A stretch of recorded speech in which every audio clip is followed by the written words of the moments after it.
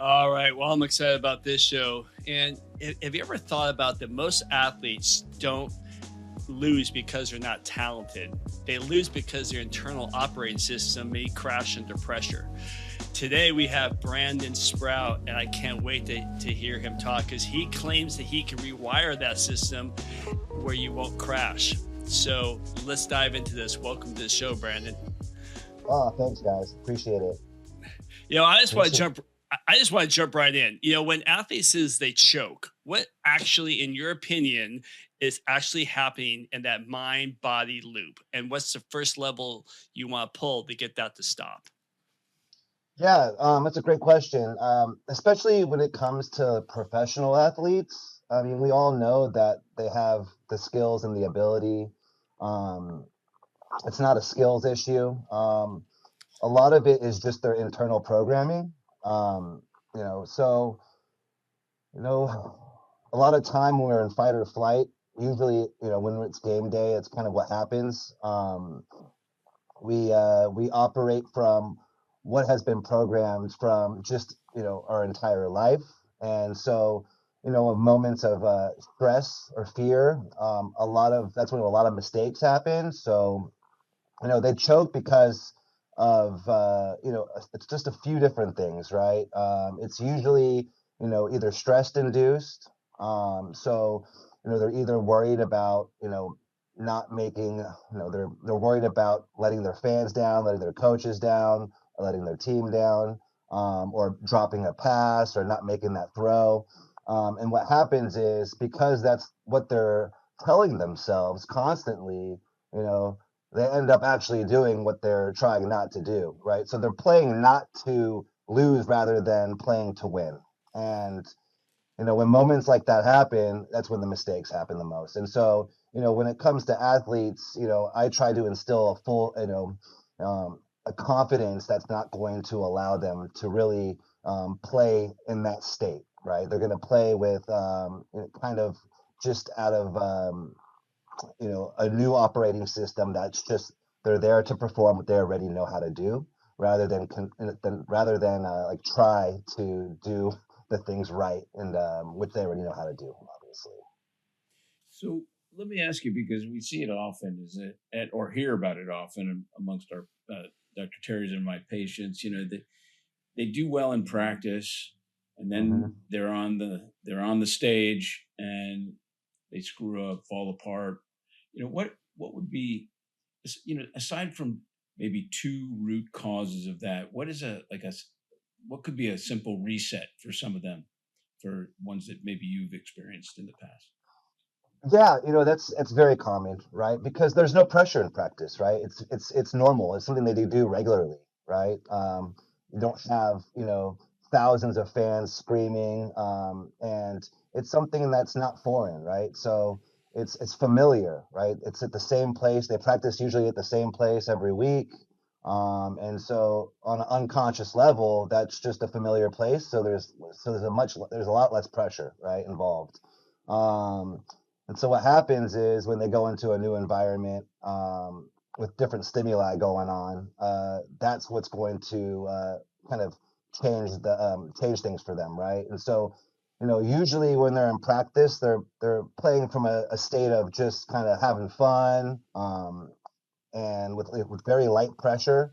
And then when they're going into a game, it's a completely different mode, right? It becomes completely different for them, especially on an unconscious level, like we were talking about earlier. It's just, they're playing from now a state of fight or flight.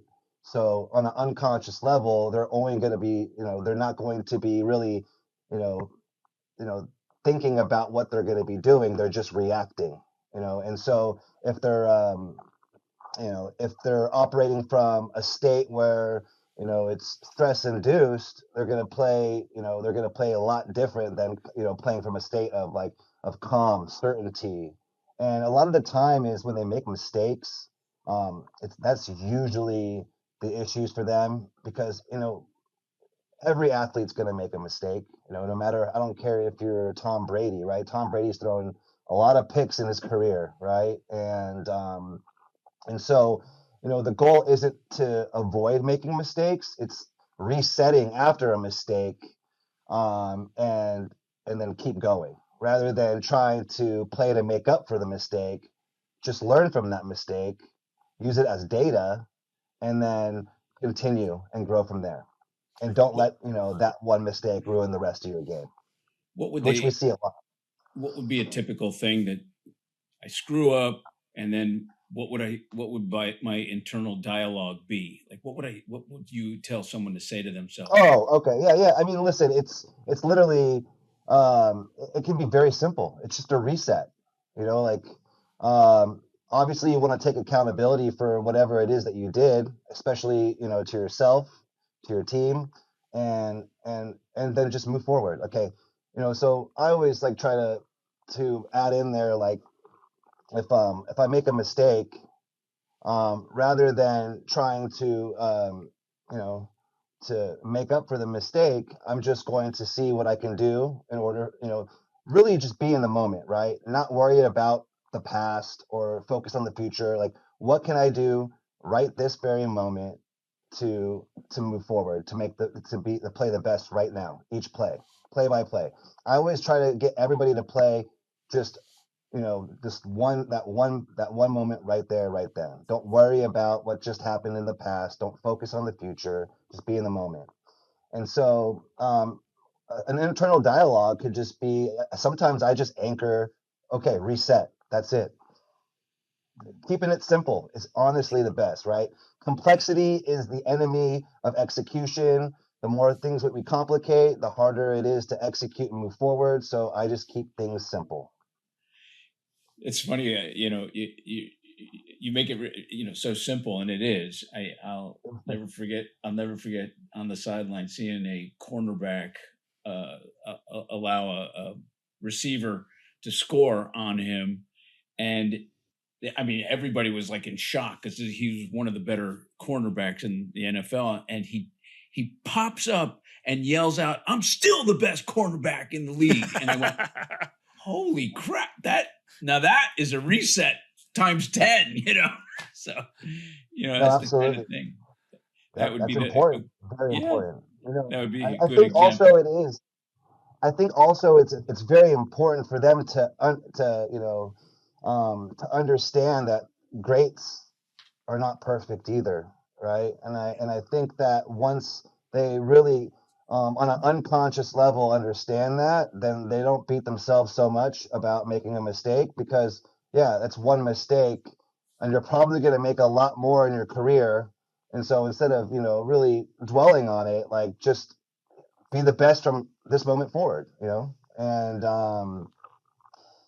like I said, keeping it simple is the easiest way for them to kind of reset on those moments. But yes, I think an identity is very important for one's career, especially throughout their career, right? Like, you have to be the best. You have to believe you are the best, right? Like, if you don't believe you're the best, you're not going to be the best, and you don't have to believe it in like a cocky or arrogant way. You just have to know, by the work that you put in and your skill set, your ability, um, that you are the best, right? And if you are the best, then you're going to go out there and you're going to play, 110% every game, right? And you're also going to put in the work, outside of the game too, right? 'Cause if you're the best, you could think you're the best, but if you don't train like the best, then you're not going to be the best, right? And so there is a component, um, you know, you could believe you are the best, but you also have to do what the greats do, which is work twice as hard as everybody else. you And know if you combine the two elements, right, the identity of the best, and then you also have the work ethic of the best. Those are the two things that are going to help create someone's career for them to really shine in their performance. you make a comment you've made a comment a couple times about identity. I don't think people realize how important it is to have an identity. um, I tell my kids sometimes, I go, don't let, material things like a car or your cool looking hair or, to become your identity. Make it something more internal oriented. So how do you, is there like a protocol that you help people to create that identity, even though they might not be the best in the league? That might be obvious, but how would you give like a stepwise approach to helping them change their identity? Yeah, I mean, that's a great question. I mean, obviously, I can't choose the identity for them, you know. Yeah. Um, and so, it's really just learning, as I learn more about the individual and, and what they want to accomplish in their career and in their life too, outside of whatever they do. I'm a real component. I'm a real advocate for, like, I think that you should be the same guy on the field, off the field. And so, when you can really, help someone champion not only, their sport, but also life, like, how can I be the greatest at being a husband? How can I be the greatest at being a father? How can I be the greatest at being a son? How can I be the greatest at being a teammate? How can I be greatest at being a leader? When you can try to excel and be the best at whatever it is you do, then that really is your identity. Does that make sense? Like, you know, if your identity is only being the greatest at your sport, then, once that sport is done, then who are you? Yeah. Wow. That's You know right. what I mean? Then who are you after that? Because, this only your career is only for so long, right? Yeah. And so, I try to instill that champion mind in everything that they do, because what happens is there's a snowball effect, right?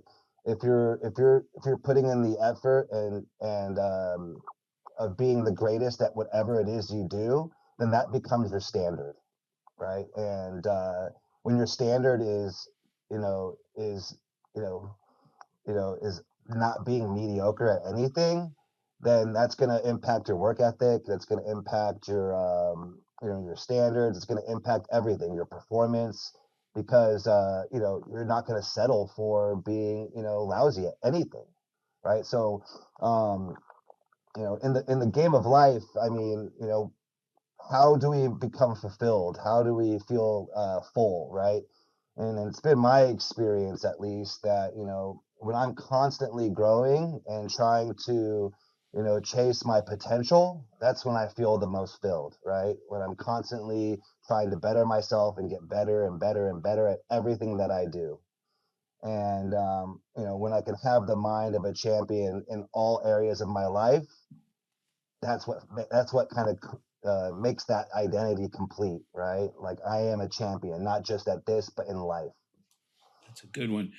I think it's worth repeating because you said something that was one of those golden moments that you should have multiple identities in case one of them fractures. One of them becomes not your identity anymore. And if you only have a single identity, but I think that is worth repeating. I think that was, I really believe that you should have, feel good about yourself in multiple areas because Hey, Spencer, is that when we call you a they and them? I, I,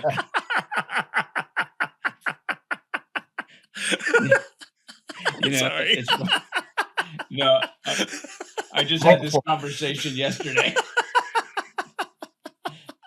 That's why that's why the colleges don't require me to do the DEI program anymore. But anyway, that's a whole nother interview. Oh my God. I just No, but derailed him. I'm sorry. The reason why I brought that up too is because I have it from that was my experience, right? I was I played I was on my football team in high school. We were state champions, right, in 2003. And my whole existence was football and training. And I mean, I was the guy in high school that woke up at 5 in the morning and trained before school. and I was the guy that trained after practice, and so like that was literally my identity, right? That was kind of everything I knew, and so much so that I didn't really do well in class because I didn't really put my attention towards my academics. So I was just so focused on ball, and because of that, I put myself in a position where I wasn't going to be able to graduate. And so I had to, essentially I got kicked out of high school and had to go to continuation school. And so I missed my senior year in football. And, this was like, just got off a year where 11 of our starters went to D1 schools. Like I met Pete Carroll when he was at USC. Two of our guys went there. And like I was trying, that was kind of my vision. I wanted to, hopefully kind of go play college ball. And, that kind of was just taken away. We attempted to see if we could try to figure it out. I don't know if it was me coming early to school and taking like an extra class, but everything my coaches and I tried, it just wasn't going to work, and so it was done. And because of that, I was lost. I had no idea what to do. I mean, I didn't know who I was anymore. I was lost, and because of that, I started kind of going down a wrong path, and it just, I learned, a lot from that experience, and that's why it's so important to me, and I always bring it up with these young athletes, is because you never know. Life can, your life can be one way, but in the snap of a fingers, things can be completely different, you know, and so who are you beyond just this is also just as important as who you are on the field as well. Oh yeah, no, thanks for being candid, because a lot of people would identify with that same thing. The stresses that go on for student athletes are remarkable, and I don't think people realize how much stress there is. That I've often made comment when I learned what a NARP was, a non-athletic regular person, and that's what the student athletes would refer to the ones that didn't, that were just academics, and it was always yeah, I would always feel bad for when a player would get injured, or not play up to par and lose their scholarship or whatever it might be, and their identity just starts spiraling. So thanks for sharing, because I absolutely believe that people can make a different identity that could be superhuman, that they didn't realize they can tap into. So there's always hope. Absolutely. 100%. And kind of going back to you asked me a question on like kind of why certain individuals are kind of like they'll play good in practice and then mess up in the games is there's those stressors too, right? Especially for like young rookies or anybody like they're accustomed to being in college and being the best of the best, and then they go into the league and now they're just like average. That Yeah. really impacts their confidence, right? They're no longer because it's much easier to play well when you're like known as being the greatest or whatever. Like if you're like a top high school or a college quarterback, right, and you're just having killer seasons, right? You're just like you're nominated for the Heisman or whatever, right? Like that builds this confidence and ability and identity to where your performance is going to match that, right? Because you've built that organically. And what happens is when that changes, let's say if they go to either a different school or they get drafted, and then they start playing against people that have been, in the league for years and years and have tons of experience and they have their identity already built in that league. Yeah. They start outperforming these guys, and then these guys get very discouraged, right? They get very discouraged, and then their performance starts to match their emotions, right? And so, the reality is like if you want to change your performance, you have to change the way that you're how you respond to stress. It's literally like to keep it very simple. That's what it is, right? Like how do I perform under like complete stress is going to impact kind of your future in your career, right? And so if you're not responding well to stress, you're gonna be making mistake after mistake after mistake, and it's gonna be a long road of trying to kind of gain that confidence and identity back up. And with what I do is I can help them eliminate, or kind of eliminate the stressors that are kind of bringing them down and helping them and add in new beliefs, new identity, and new emotions that's going to allow them to perform the way that they want to perform. And that's the beautiful thing about what I do. And so for the people that don't know, I'm a clinical hypnotherapist, and my approach to mental performance is a little bit more different than most people that do, that are mental performance coaching. I use more subconscious performance conditioning, and so hypnosis, what it is just a state of hypersuggestibility, right? It's just a state where I'm able to receive more information and kind of cement it in the subconscious easier than if I was just kind of walking with my eyes open, using my conscious mind, right? So our mind is divided in two different parts, right? We have the subconscious mind and we have the conscious mind. Our conscious mind only makes up about 3 to 5% of our of kind of our behavior, and then our subconscious mind is about 95, 97% of it, right? And so the conscious mind is like where our logic and thinking comes from, our short-term focus, willpower, our decision making. And then our subconscious mind is like where identity, our self-image, our emotional responses come from. All of our habits and behaviors, all of that stuff is what's been programmed over years and years and years and years of experience, right? And and so what happens is when we're in fight or flight, we are operating from a subconscious level, right? We're just reacting based off of our programming. And so if our subconscious likes what it knows, it's homeostasis. Even though our conscious mind knows, hey, I want to perform this way when I feel this way, if our subconscious is programmed to the complete opposite, even though consciously I know this is the better route, we're always going to perform to our programming. And so, with what I do is I eliminate basically the old programming and input new programming. It's almost like a computer, right? I get rid of the virus and I upload new programming.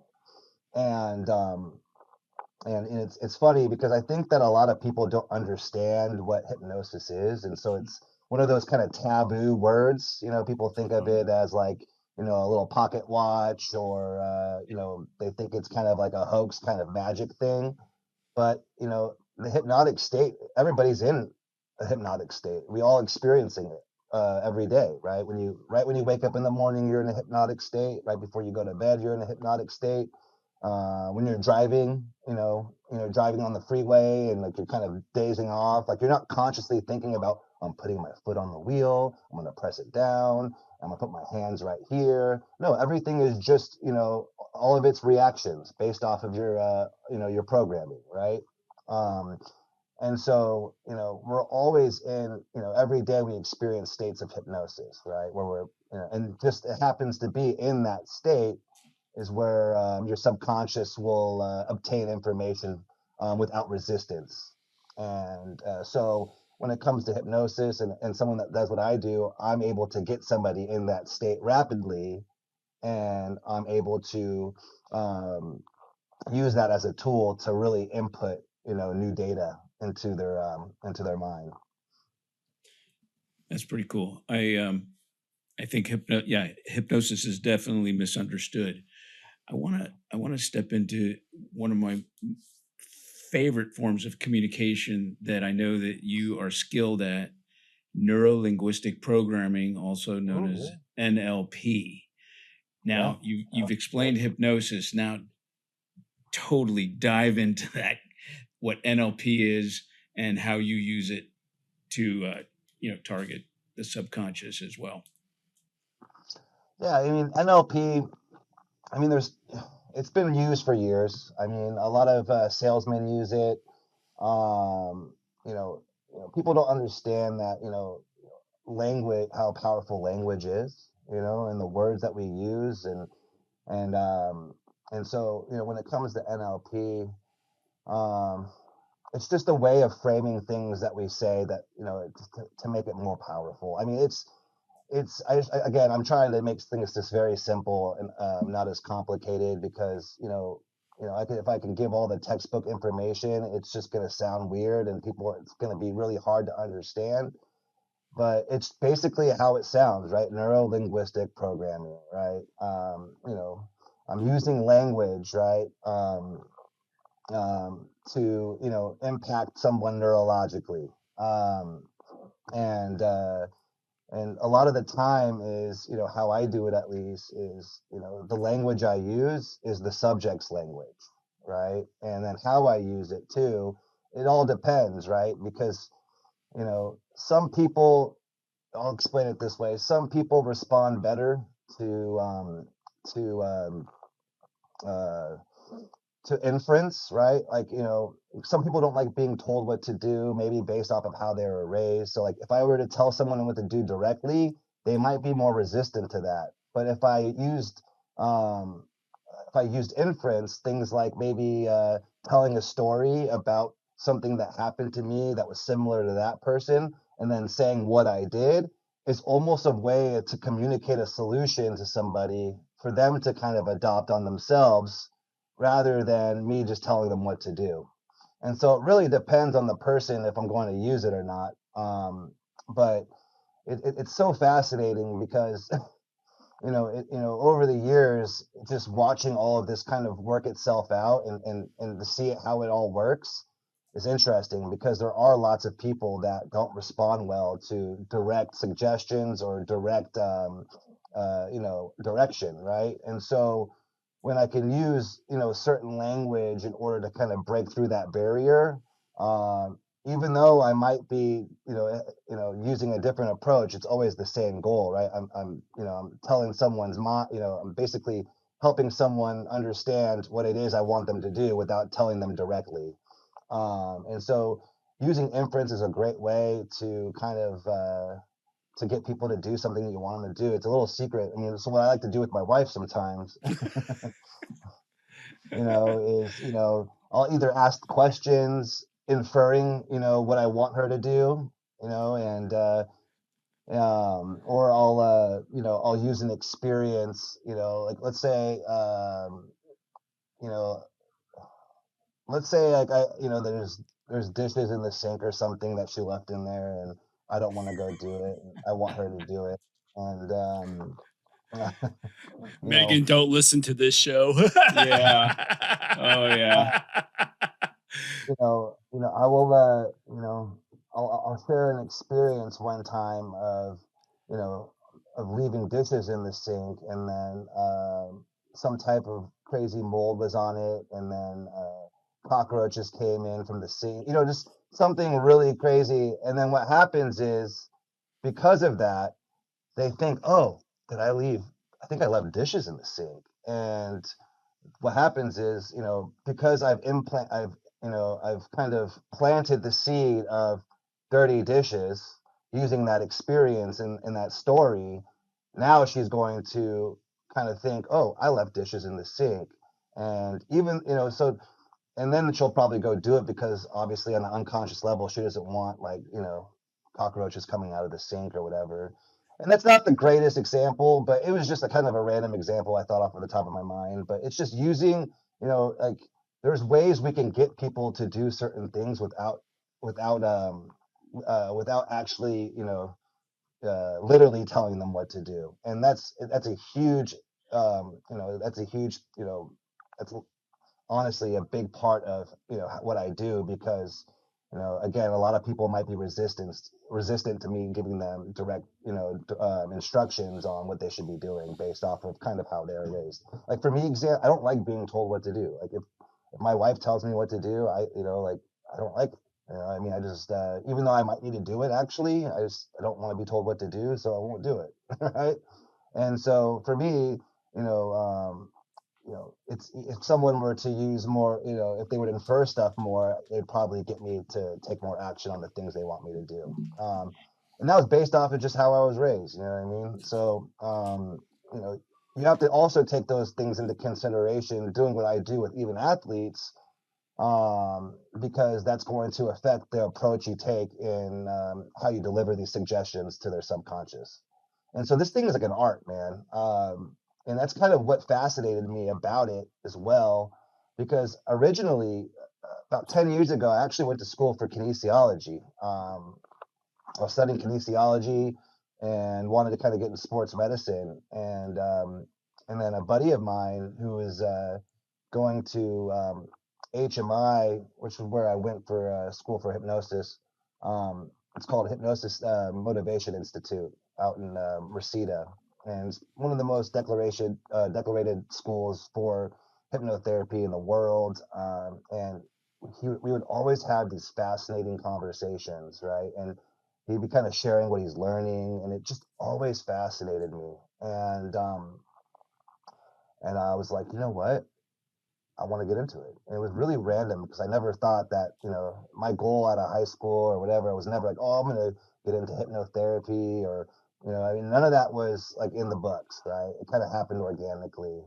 And, even after I got into it, like even after I graduated and had some clients, like part of me still really didn't believe in it, right? I still thought like this was like this can't be real, right? Like this is too this is this is like it's too cool to be real. And then as I started becoming getting more clients, having more success, and started seeing these people's lives change and impact, it's just I mean I became a believer, and then once I became a believer, my work even got better, because obviously if you don't believe in what you do, it's going to be kind of hard to be good at it. So, um, you know, So you uh, adopted a new identity.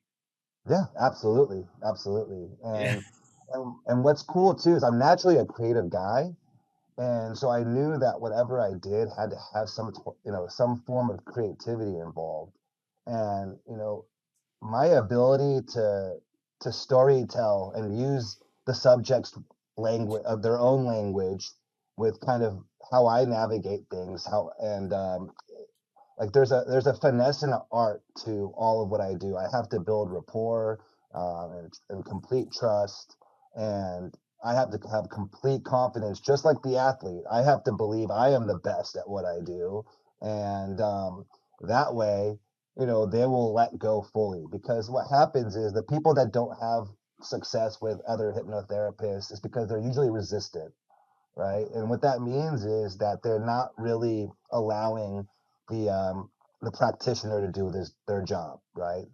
They might be going through the motions, but they're resisting, right?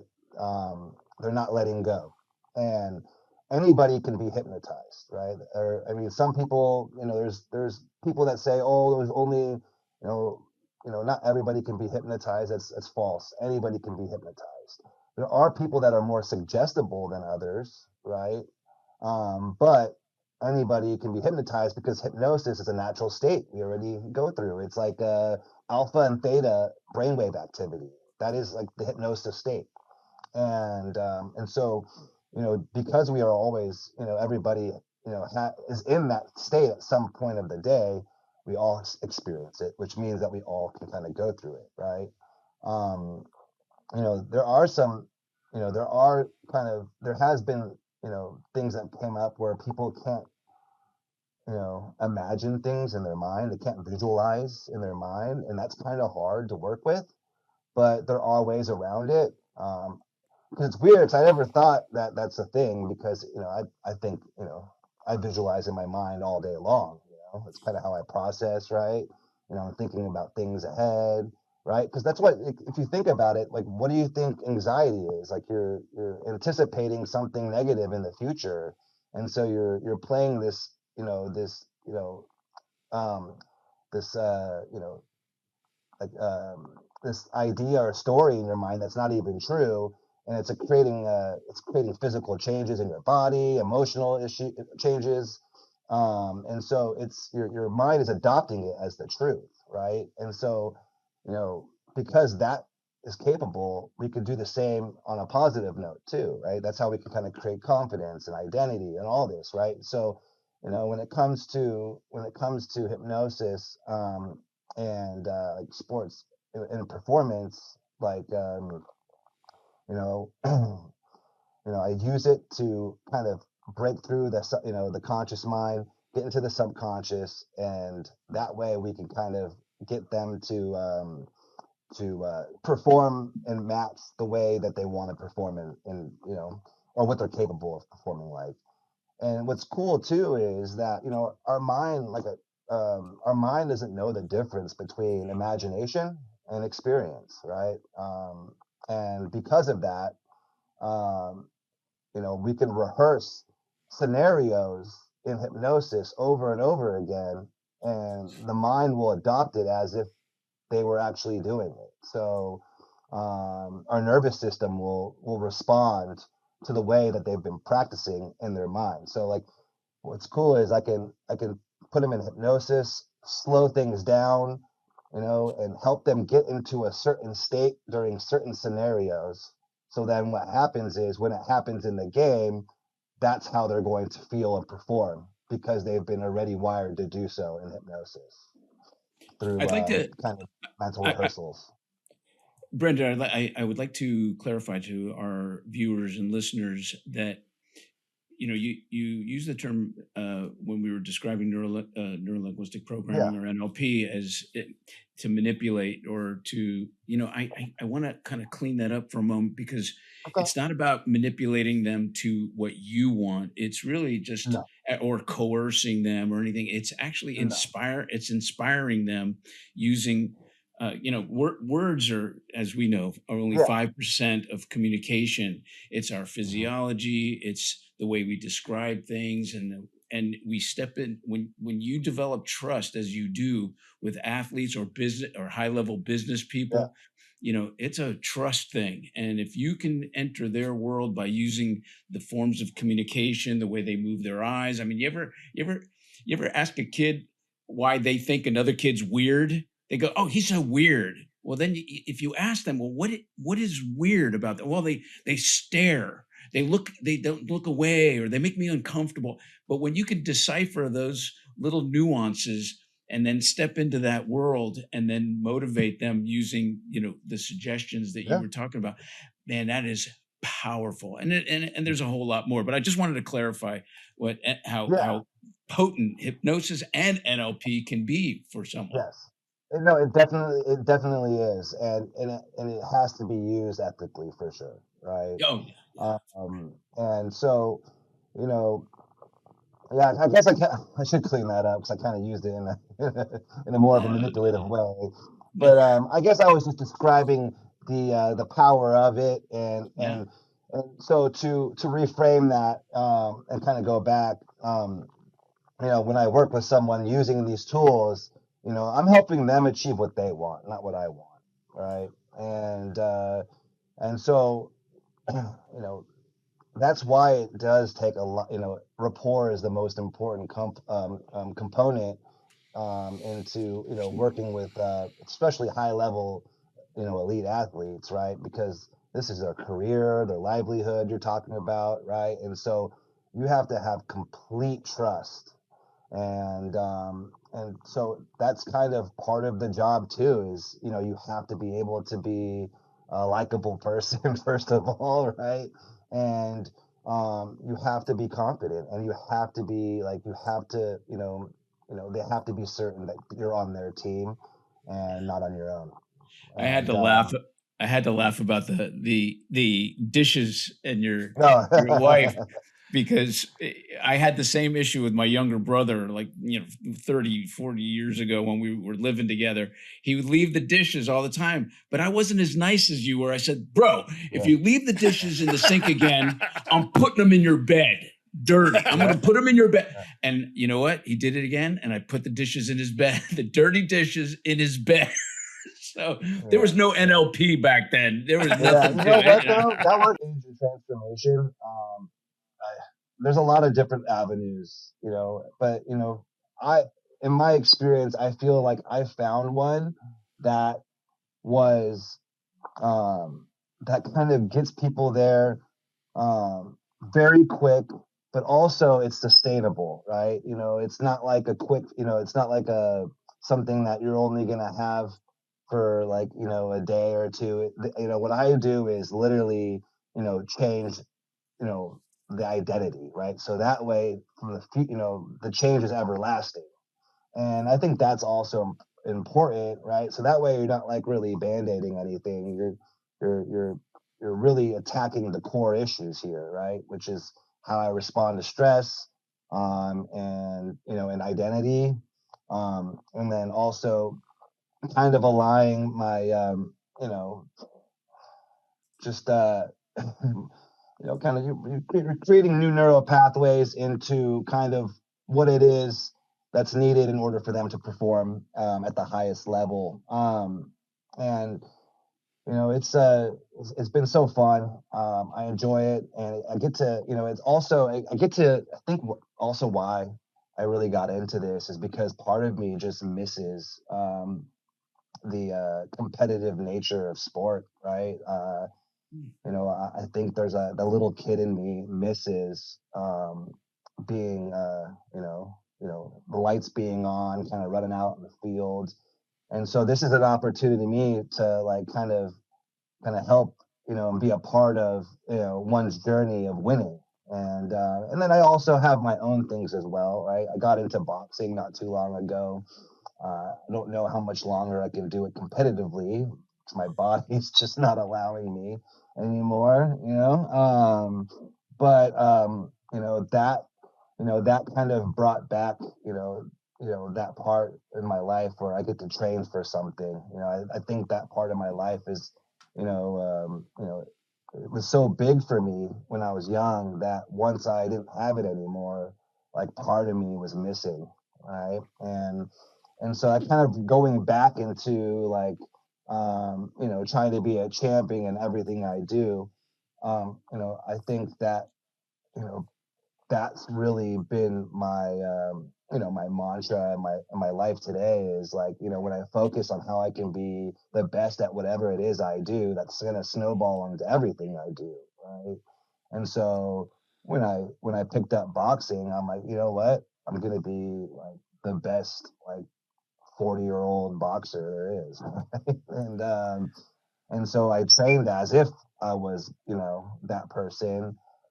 And unfortunately, my body doesn't think so. So Hey, I Brandon, just got over. I had this crazy bursitis in my elbow that got to the size of um, like a softball, and they had to drain it with like 10 syringes.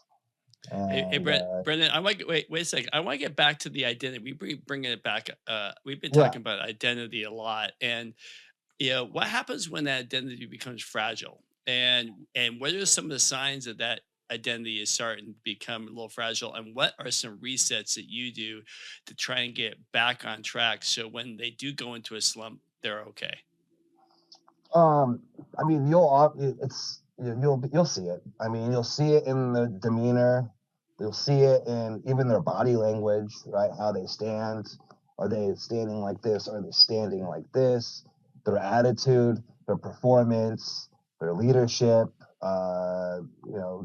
Like you'll tell when their identity is unaligned with, kind of where they want to be. A lot of it is they will play timid and scared rather than playing, confident and just and calm, right? A lot of the time is, I think there's a misunderstanding that, which I still don't understand. I get it, but um, you know, you need to be like pumped up before a game in this like super crazy state.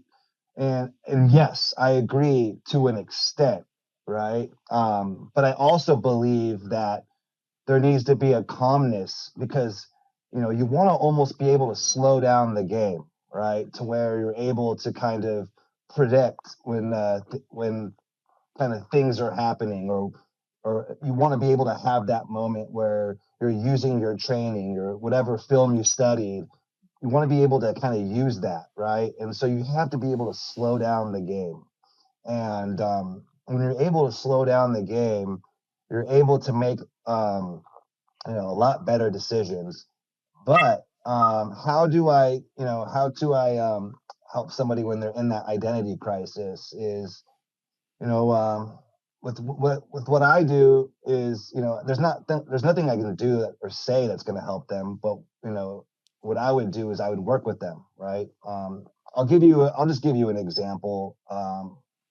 So if I were to train with like a I'll give you this example, right? So I might be training with this quarterback who started in the NFL last year and got benched, and and you know he trains really hard outside in the gym, right? But there's a huge identity issue because he came from kind of like what I was talking about earlier. Came from college being like a highly talked about, highly decorated quarterback to now just you know getting benched and doesn't know what's going to be next for his career, right? The fact that he doesn't know what's going to happen in the future, like he's not certain that he's going to be, back and playing for either another team or that team. Like he is not playing to win. He is now playing from a fear state, right? And that fear is because he's lost that identity. And so, my goal for someone like that would be to really explore, what is your identity? Help them find that, right? And then implement it in our sessions and really, really compound it every week, just cement it during the off season. And so that way, when the season starts, we can focus more on other things. But now, at least the core issue, right, which is the identity and how he responds to those stressors, has been reprogrammed. And I mean, in our sessions we'll create anchors, right? We'll create anchors so that way if they do start to feel some type of emotional slip, where they can kind of create that anchor. I like to use, I mean, it depends on if they have like kind of certain traits or tics they like to use normally, but normally they'll pinch their thumb to their pointer finger, and that will put them back into that identity and that state that we have already conditioned through the off season. Okay. So an anchor is probably best described for those who are not sure. It's like Pavlov's dogs. You ring a bell, they salivate, and you've trained them to ring the bell and all that. Anchors are powerful. And when you can recall, what's interesting is you to develop an anchor to try to have someone recall the best or greatest moment in their entire life. Now, when I ask somebody that, or patient to get them out of their shitty state, they don't have a time. They can't even recall a time. But I go, okay, let's see the difference. And I'll ask them, tell me about the freaking worst time in your entire life. And boom, they come up with like 3 things. I go, now, is that fair? And so when you finally cultivate what that greatest moment in their entire life was, and then you can develop an anchor, like when, like a pumped fist or something like that. It is a powerful tool. So thank you for bringing that up. No, absolutely. No, and anchors are important. I mean, we all actually kind of have them unconsciously too. Whether we know or not, we all have some forms of anchors to kind of help us, positive or negative anchors, to be honest, right? Kind of going back off what you were talking about with how, most people can't remember the best time, but they can remember all the bad times. I have a secret, right? A little mental secret where I can kind of get answers from people. And it seems like when I say it's going to seem so dumb, but I promise if you use it, you'll always get an answer. All right. So when someone says, when you ask someone a question like, hey, so what's the best time, what's the best moment of your life? If you could, or what can you recall was the best time of your life? And they say, oh, man, I don't know. Ask them, if you did know, what would it be? I love that. And you will always As, get the answer. yeah. You will I always love get the that. answer. If you did know, what would it be? And they will give you an answer. And Ah, it's the actual answer, because they're just going to tell you something which is coming from the subconscious, right? Because they Yeah. can't, their conscious mind can't think of anything right now. So they're going to have to use whatever's been actually programmed in order to, they're just going to say whatever comes out, which is the truth usually. And that's going to be the answer. And so I've used that a million times and it's always worked. It's worth repeating again. Okay. So if someone says if you ask them a question like, hey, what's the best time of your life? And they say, I don't know. Ask them, if you did know, what would it be? And they will always give you the answer. there's your fist pump there. Hey, well, I got to ask something else while we have the time. It's like you started your career working with high schools and dealing with parents and dealing with these kids and all that. And I know you loved that part of your life. But when we first started, it was different. Now you've got this NIL stuff, you've got this pressure, and now these high school kids are asking to be adults, and what they didn't have to deal with in high school, they had to wait till D1 or pros. Now they're having to deal with that stuff in high school. So because you started with that part of your career in high school, now you're working with the pros. What are some advice for both parents, for kids that are in this 18, 19, and they're having to act like adults? What's some of your stuff you're seeing now and some mental landmines that you're seeing and ways of handling it? Yeah, I think the parents kind of get too involved in their, and I think it's just natural. They're trying to protect their kids and put them in a good decision and protect them from themselves. But I think it does more damage than good. I think that you have to let your kids make mistakes and learn and grow, and it's their journey, right? It's their journey, and we only grow from adversity. We don't grow when things are easy. We only grow when things are hard. And so I think, as for parents, a lot of these kids have issues because the parents won't let go of control, and then the kids become dependent on them. And then that also affects their confidence, right? It robs them of confidence, of self-sufficiency, self-reliance. And so what happens is you get all these kids that, mommy and daddy just took care of them and made sure everything was perfect. And then, you blink, they're 28 years old and hey, mom, can you go grab my medication from CVS for me, please? You know what I mean? It's ridiculous. And and then, when they finally say no, they're gonna throw tantrums, kick and scream, and because they don't know how to do anything themselves. And so I think it's also very important for parents with any, no matter sports or not, with any 18-year-old, like, let them learn how to let them fall, let them grow, right? Like, give them responsibilities, like don't just try to shape that, like, let them make mistakes, even if you think they're gonna ruin their life. Like, oh, you got into Yale but you want to become a electrician instead, right? Like, let them be an electrician. You know what I mean? Like, I think a lot of the time is, these parents, they think they're doing good, but they're really, it's almost, what they're really doing is they're saving their own emotional state by trying to get their kids to do what they want them to do, rather than just like deal with their own emotions and let their kids just kind of figure it out. Yeah, I mean, it's like an epidemic, man. These parents are, it's sad to watch.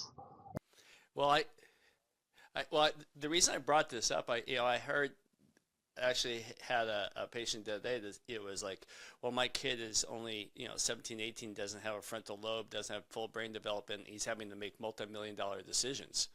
And so the parent is looking at this going, this is a multi-million-dollar decision for NIL money. They don't understand the consequences yet. And if they make the wrong decisions, it's a tough balance. And so from your standpoint, when the kid is trying to make the right decisions but doesn't have the life knowledge to make those decisions, the parents are over pushy because they do have life, but it's a multi-million-dollar decision. How do you find that balance, and how do you work with both sides? Yeah, that's a different. Okay. Now I'm understanding the question.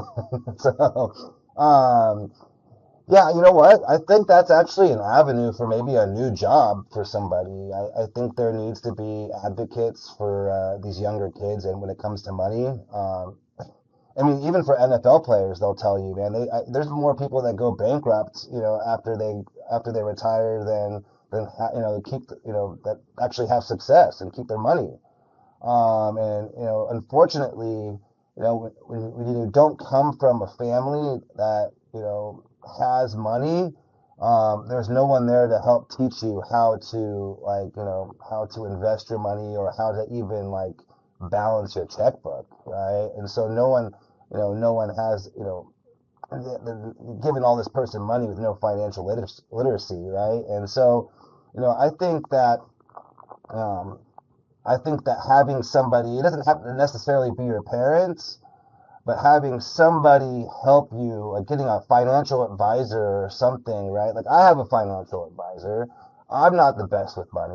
I'm okay, but I'm not perfect, right? I make stupid financial decisions sometimes, and because of that, I had to find somebody that can help me kind of see the bigger picture of my career and finances as a whole. And so I think that, if I were to be working with a young 17, 18-year-old that was dealing with some, coming into a big chunk of money, I would recommend him connecting with a financial advisor to kind of take it over, to have, to get a professional opinion. I'm not a financial advisor, so I can't tell nobody what to do with their money, nor do they probably want my advice or should have it. But I would always recommend them to seek professional counsel for that, for sure, because you can really mess it up if, and I think at that point, they should probably be talking to, if they're dealing with contracts and money like that, I'm guessing they should have management or like an agent or something like that. I'm sure that would probably be pretty helpful as well. Having somebody that can that has an understanding of the industry, kind of guide you in the right direction, and hopefully you find a good one and not a bad one, along the journey.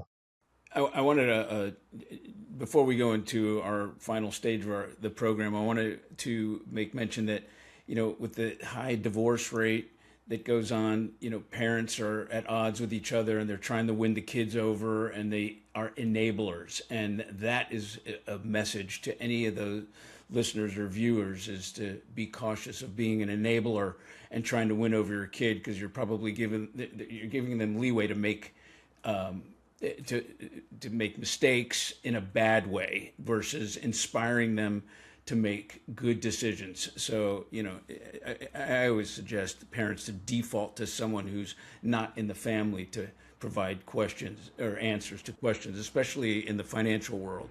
So thanks for that. Yeah, I would never recommend them. It gets too weird when your parents are dealing with, especially if you're 17, 18 years old and your parents are dealing with your money.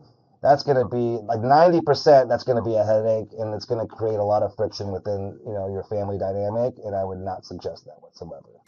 And fortunately, over the years that we saw in professional sports, that they do provide financial advisors, because that world is making so much money more than ever before. The contracts are hideous. And what do you do? Yeah. Um, so, Brendan, thank you for that. We're gonna step into our rapid fire questions, which I'm gonna see how fast you can answer some of these questions to wrap up the program. They're fun questions, and there's 5 of them. Are you ready for question number 1? What's one mental hack you think every athlete should learn before they ever step on the field or the court? Uh, Visualization. I think they should do mental rehearsals, right? So if they have a strategy, depending on the sport, right? For a boxer, I would visualize kind of your fight, almost like kind of rehearse it, be in the ring, feel the motions, get hit, visualize yourself resetting, chin down, hands up, and then striking right back. Visualize, like, I would visualize it in slow motion, in regular motion, and then in fast motion, right? And when you're able to do that, you're able to kind of your nervous system is going to respond much quicker when you're actually in there because you've just kind of experienced the fight, already on a subconscious level, which is taking it in as real anyways, right? Because our mind doesn't know the difference. And so when you're able to do that, you're conditioning yourself. You're creating experience. And like I said earlier, your subconscious likes what it knows. It's homeostasis. And so if you're just rehearse yourself, countering, a certain combination over and over again in your mind, then when you're in the ring, it's just going to become second nature. You're not going to have to think about it. It's going to be a reaction. So I think visualization is so important. I think it's talked about, but I don't think it's used enough, and I think it's going to be a huge game. It's gonna be a game changer for anybody that starts implementing it.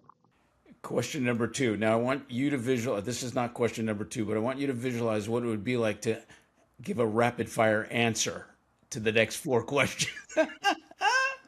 Question number 2. You work with subconscious and identity, not just performance strategies. What's one belief most athletes are unaware of that's holding them back?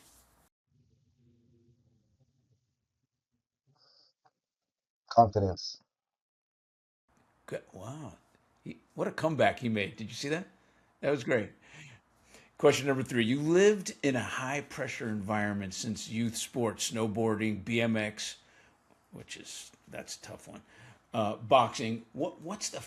Give us a funny, most humbling moment that reminds you that, that you're human too. Um, I'll give you a recent one. So I was sparring at the gym with this little guy, right? Just fun. He was not that good either, and so I was kind of like, sparring with him. I'm like, you want me to go easy? He's like, no, man. And I'm like, and so I still was gonna be easy on him, and he broke my nose.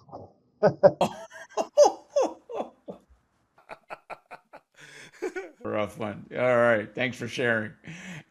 Question number 4. I saw you post something about staying calm on the field, or being more about breathing than talent. What is the weirdest place that technique has actually helped you stay grounded? In the bedroom.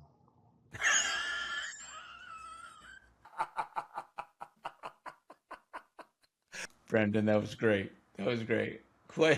I almost want to make that the last question. I got one more for you. If you could give every young athlete one belief about the mind that would change the course of their career, man, what would it be and why? Um, um, that it's that it's you're able to program it.